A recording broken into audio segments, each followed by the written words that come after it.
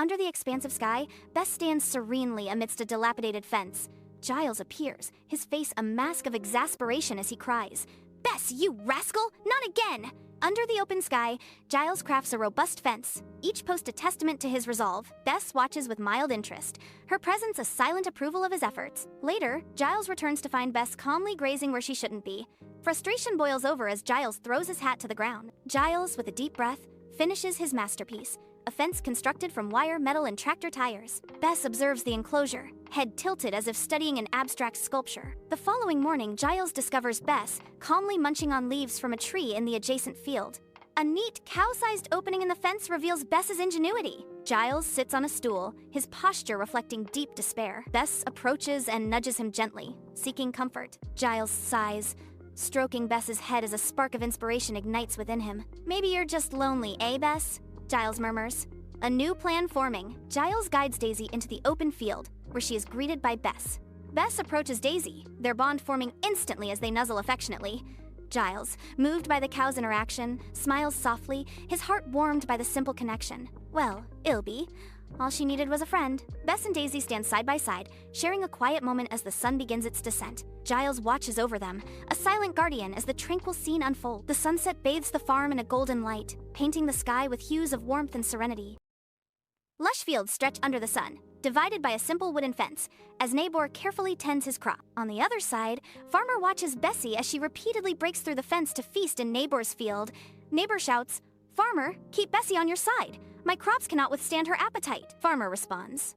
A bit curious, Bessie wanders into a hidden glade, an ethereal glow enveloping her. She nibbles on a glowing purple herb, its magical essence subtly affecting her. Her eyes widen slightly, a hint of wonder in her gaze.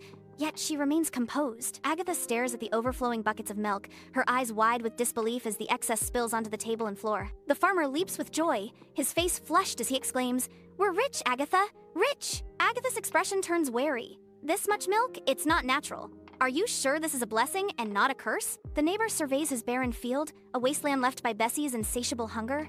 In a fit of rage, the neighbor confronts the farmer, accusing, "You've ruined me! Your greed has taken everything!" The farmer mocks the neighbor's misfortune.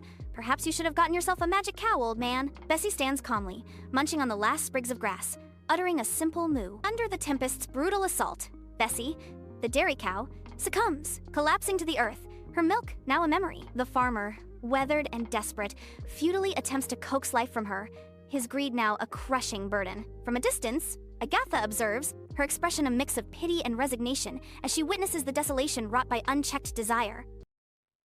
A farmer relies on his cow for milk, which he sells for income. When the cow stops producing milk, the farmer initially considers selling her but ultimately decides against it, remembering the years of service she provided. He continues to care for her, and eventually, the cow gives birth to a calf, restoring their livelihood. A farmer leads his cow to pasture, the sun rises over a simple rural landscape. The farmer milks the cow, his movement practiced and efficient. The milk is collected in buckets representing his livelihood. The farmer sells the milk at the local market. He interacts with other villagers, showcasing the importance of his dairy to the community. He counts his earnings, a visible sign of his dependence on the cow. The farmer notices the cow is unwell. She appears weak and produces less milk. The farmer is visibly worried, his brow furrowed with concern. He tries various remedies, but her condition doesn't improve. The farmer sits alone, contemplating his options. He considers selling the cow, but hesitates, remembering the years of faithful service she provided. Flashbacks depict the cow's healthy years and the farmer's gratitude. The farmer continues to care for the cow, despite her lack of milk production. He feeds her fresh grass and provides her with shelter. His kindness and compassion are evident in his gentle touch. The cow gives birth to a calf. The farmer is overjoyed, his face beaming with happiness. The calf represents a new beginning and the restoration of their livelihood. The scene closes with the farmer, cow, and calf together, symbolizing a strong bond and renewed hope. In a tranquil green pasture, a mother cow grazes peacefully as her baby calf frolics nearby. The baby cow, brimming with energy, spots a colorful butterfly and ignores his mother's calls.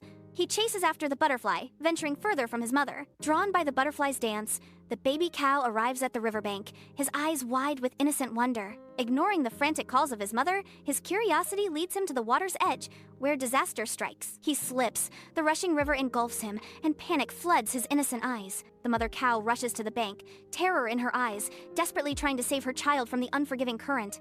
Shivering, the baby cow leaves the river, drawn to a bush with bright red berries. Ignoring his mother's warnings, he reaches for the berries, only to be pricked by sharp thorns and cries out. The mother cow arrives and gently removes the thorns, comforting her distressed baby.